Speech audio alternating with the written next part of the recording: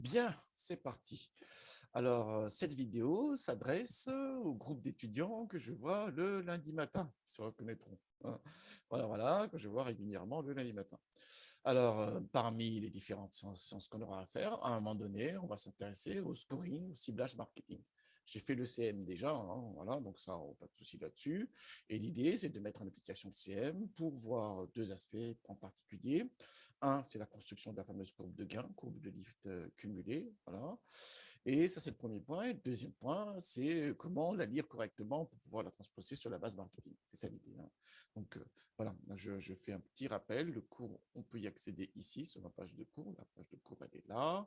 Et le scoring est là. Et quand on clique dessus, on tombe sur la page de cours, le slide que j'ai utilisé pour mon CM qui est là. Voilà, très bien. Donc, l'idée, c'est ce schéma global-là. Donc, il y a deux aspects sur une base qui est étiquetée cette fois-ci. On va créer la courbe de gain. Voilà le premier élément, courbe lift. Une fois qu'on a fait ça, cette même courbe-là, on va la transposer sur la base marketing qui n'est pas étiquetée, mais sur laquelle on a appliqué la fonction score. On est d'accord là-dessus.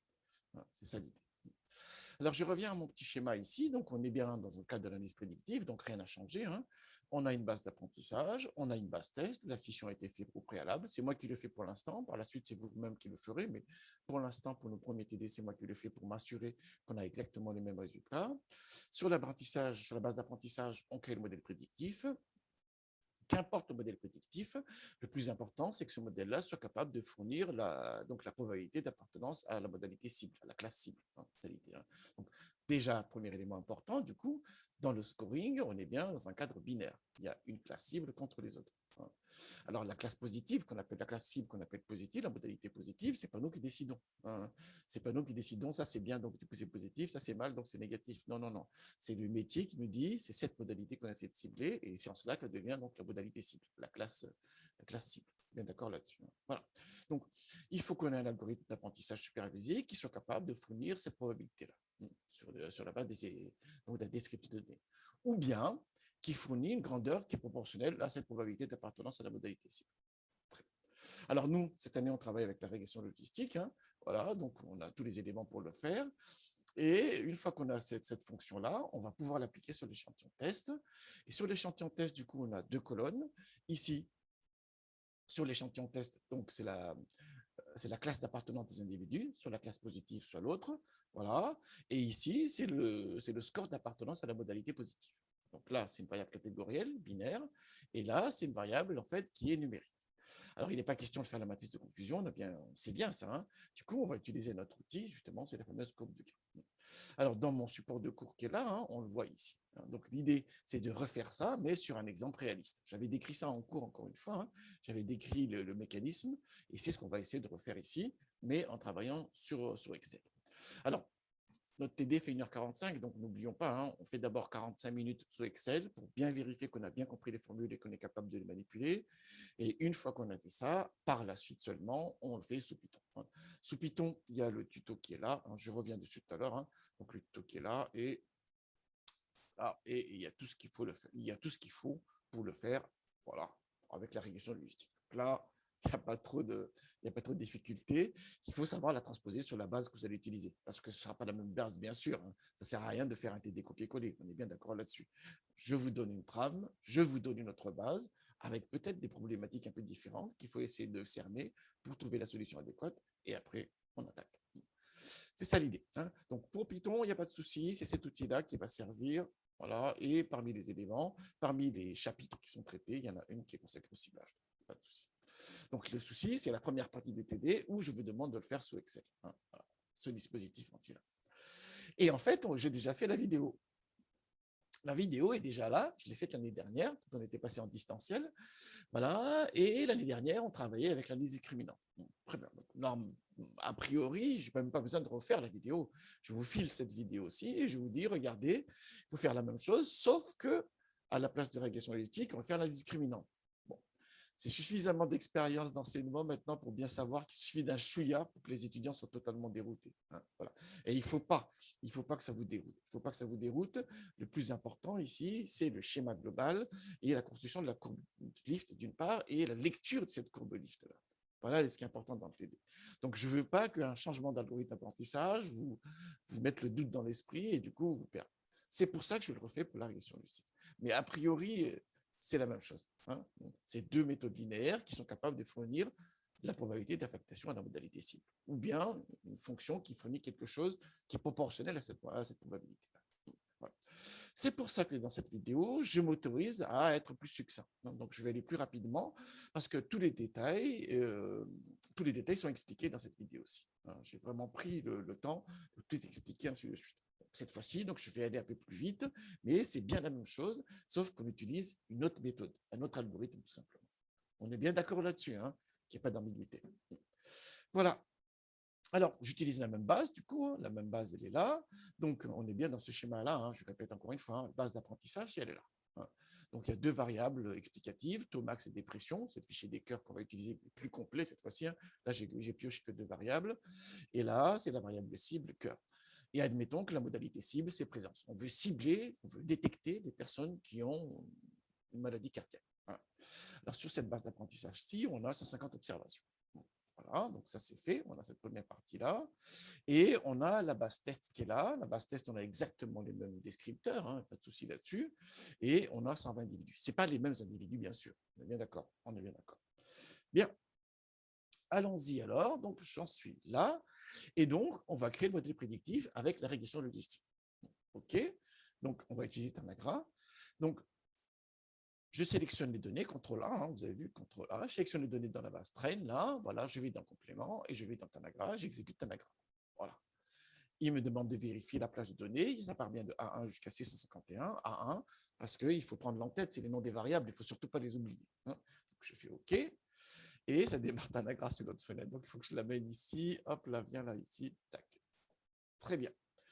Une fois qu'on a ça, donc très bien, il faut que je dise à Tanagra, donc les données ont été importées, hein, voilà, il a bien reconnu les types de variables. Il faut que je dise à Tanagra que les variables input, les explicatives, voilà, c'est taux max et dépression, et target, c'est cœur. On est d'accord là-dessus. Hein. OK. Et ensuite, je vais aller dans SPV Learning et je vais prendre la binary logistique régression. Voilà. Comme on est dans un cadre binaire, il va prendre une des modalités comme modalité cible et il crée la fonction logit en fonction de cette modalité cible-là. Mais laquelle il a choisi. C'est ça qu'il faut voir. Hein. Vous verrez qu'en Python, c'est un peu, il fait aussi un choix par défaut, donc c'est à nous de la détecter. Dans Tanagra, regardez, j'ai lancé les calculs. Bon, la matrice de confusion ici ne nous intéresse pas, surtout calcul en apprentissage. Ce qui m'intéresse, c'est la partie qui est là, hein, notamment les coefficients de la fonction logit. Mais avant de s'intéresser aux coefficients de la fonction logit, regardons ce qui se passe dans les informations générales. Il vous dit que la variable cible, c'est cœur, et qu'il s'est choisi comme modalité cible la présence de la maladie. Ça tombe bien, c'est ce qu'on voulait nous. S'il prend une autre modalité cible, il faut prendre les coefficients de la fonction logit là et il faut inverser les signes. On est bien d'accord là-dessus. Hein. Donc, dans le TD qu'on fera ensemble, là, regardez bien le sujet. C'est quoi la variable cible? Bon, ça déjà, il faut détecter. Mais une fois que vous savez quelle est la variable cible, il faut bien savoir quelle est la modalité cible demandée. Et quand vous lancez le calcul avec l'outil, regardez quelle modalité cible il est choisi. Dans Tanagra, le choix est très simple, il le fait dans l'ordre d'arrivée des modalités. Comme sur l'échantillon d'apprentissage, la première ligne, c'était une présence de maladie, il s'est choisi comme modalité cible. C'est un choix comme un autre. Hein. Voilà. Dans d'autres logiciels, il prend la deuxième modalité par ordre alphabétique cette fois-ci. Voilà. Donc dans Python, regardez bien les choix qu'il fait. Hein, quel type de choix il a fait, comment il a choisi donc la modalité cible quand il a lancé l'outil logistique régression. Très bien. Alors, ce résultat-là, donc je l'obtiens, donc j'en suis là, je vais le transposer sur la base test. Je vais le transposer sur la base test pour construire cette colonne score. Allons-y alors. Donc je vais là, composante copie résulte, et je vais sur la base test et je vais le coller genre là, par exemple. CTRL V. Alors, il y a plein de résultats qui ne m'intéressent pas, donc je vais les virer. Donc tout ça, je vais virer. Voilà. Supprimer, décaler vers le haut. Voilà. Là, bon, ça aussi, ça ne m'intéresse pas en réalité. Je vais aussi décaler, supprimer, décaler vers le haut. Très bien. Et là également, ça ne m'intéresse pas. Ce qui m'intéresse, c'est les équations supprimées décaler vers le haut également, paf. Et enfin, tout ce qui est en dessous, là, ça ne m'intéresse pas non plus, donc je vais supprimer. Voilà. On en est là. Donc, très bien, j'ai ce qu'il faut pour travailler. Une fois qu'on est là, du coup, je reviens ici et on me dit, il faut calculer cette fonction des scores d'appartenance à la modalité positive de tous les individus, la modalité présence de maladie. OK, donc il y a 2 étapes, calculer ici le logit de chaque individu, voilà, et en déduire donc la probabilité d'appartenance à présence. Hein. Sachant que, encore une fois, hein, vous avez bien vu là, vous avez bien vu, hein, il a choisi présence comme modalité cible. S'il n'a pas pris la bonne modalité, s'il a pris l'autre modalité comme modalité cible, il faut que vous inversiez les signes des coefficients qui sont là. Pourquoi j'insiste beaucoup là-dessus, je ne sais pas. Peut-être que ça sert, hein. C'est à vous de voir. Allons-y donc, je calcule le logit et je calcule le score de présence. Très bien. Tac. Alors le logit, c'est tout simplement une combinaison linéaire, hein, donc est égal au coefficient, la constante, voilà, plus le taux max, je mets les dollars, multiplié par la valeur de taux max, plus le coefficient de dépression, multiplié par dépression. Vous avez bien vu, hein, j'ai mis les dollars parce que j'ai fait un copier-coller vers le bas. Donc, il faut absolument qu'on ait les éléments. Entrée. Très bien. Ça y est, donc j'ai le logit de chaque individu. Une fois que j'ai le logit de chaque individu, il faut que j'en déduise la proba d'appartenance à la modalité positive, qui est une présence ici. Donc, est égal à, il est dans le cours, hein, 1 divisé par, j'ouvre la parenthèse, 1 plus exponentielle de moins logit. Bien vu, hein? Ah, entrée, très bien, et copier-coller vers le bas, très bien. Je vais en bas pour vérifier que tout est nickel. Voilà, là, on a bien les bonnes valeurs avec les bons éléments, très bien. Et là, j'ai bien le logit correspondant. OK. Une fois qu'on a ça, donc on a maintenant ces 2 colonnes-là. Maintenant, l'idée, c'est de construire cette courbe-là avec 2 informations, la taille de cible ici, et ici, le taux de vrai positif, le rappel. Hein. OK. Alors, pour bien voir ça, il faut revenir sur le cours. C'est ça l'idée. Hein. Revenir sur le cours et revenir sur cette ligne-là. Alors, qu'est-ce qu'il me dit? Donc, on a ici le retour, ce que j'appelle ici retour, là, c'est le cœur. OK. Ensuite, qu'est-ce qu'on a d'autre? On a également, je vais décaler ça un tout petit peu ici, on a le score. Très bien, le score, il est là. Ensuite, je regarde le cours, il me dit, ah, il faut trier les données selon les scores décroissants. OK, donc je vais trier ça, données, trier, je prends le score et du plus grand au plus petit. Sinon, le calcul, ça ne va pas pouvoir le faire. On est d'accord là-dessus. Là, je vérifie bien que tout a été nickel. Voilà, très bien. Et que là également, c'est nickel. Très bien. On a bien les bonnes valeurs. Vérifiez toujours. Vous faites un tri. Si vous avez le malheur d'oublier les dollars, là, ça peut partir dans tous les sens. Donc, il faut absolument bien vérifier que tout a été nickel. Donc, ça y est, je suis à ce stade-là, dans le cours, là. J'y retourne. C'est cœur pour moi ici, hein, avec la modalité présence. J'ai le score. C'est le score qui est là. Très bien. Et j'ai trié selon le score décroissant. Donc, normalement, en haut, il n'y a que des présences. Si le score est parfait, on a toutes les présences en haut et toutes les absences en bas. Si le score est parfait, il n'est pas parfait, bien sûr. Hein. Il n'est pas parfait là, bien sûr. Du coup, maintenant, on doit construire ces 2 colonnes-là. Taille de la cible, voilà, et le taux de vrai positif, le rappel. Alors, taille de cible, c'est tout simplement le numéro d'individus une fois que la base triée divisé par l'effectif total. Déjà, il faut calculer l'effectif total. Donc, voilà. Donc, n est égal, je vais utiliser la fonction est égal nbval de nombre d'éléments dans la colonne. Comme il n'y a pas de données manquantes, il y en a 120. Il suffisait d'aller en bas et on voit, c'est la ligne 121, c'est la façon qui est à l'antenne, donc il y en a 120. Mais bon, comme je sais utiliser nbval, je montre que je sais utiliser nbval. Ensuite, n des positifs, donc n de présence, il y a combien de positifs dans cette base test-là, hein? J'en ai besoin, hein? C'est ce que me dit le cours. C'est ce que me dit le cours. On a besoin de n positif qui est là. Bien vu, hein? Très bien. Alors là, je vais utiliser un nb.si de cette colonne-là. Et ce que je recherche, c'est les présences. Paf, 56. Donc, ces 2 informations-là sont très importantes pour moi pour travailler par la suite. On est d'accord là-dessus. Une fois que j'ai ça, alors, ben maintenant, il faut que je construise les colonnes demandées. Je vais insérer ici une petite colonne. Non, c'était F4 que je voulais pas, je vais insérer une deuxième fois. Voilà. Alors, je mets ici le numéro des individus, le I si vous voulez, hein. Peut-être que je mets I, c'est encore plus simple. 1, puis 2, je sélectionne les deux premiers, copier-coller vers le bas, et il descend jusqu'à 120. Voilà. Il n'y a aucune difficulté là-dessus. Et une fois qu'on a fait ça, on va créer taille de cible. Oula, de cible. Voilà.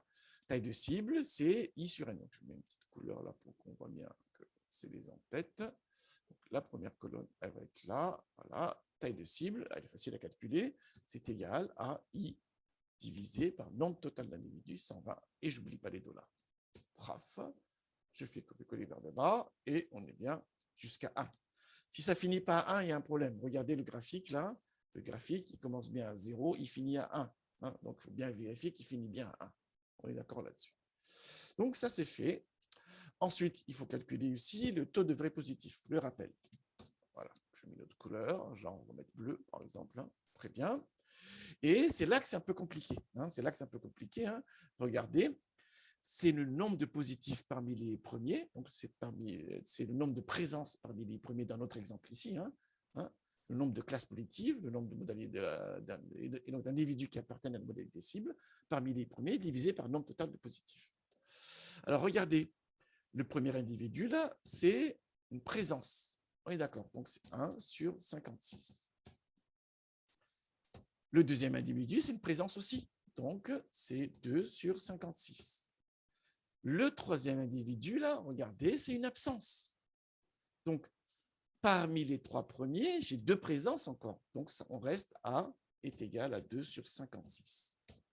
Si je prends maintenant les quatre premiers, il y a trois présences et trois présences et un absence. Donc, est égal à 3 sur 56.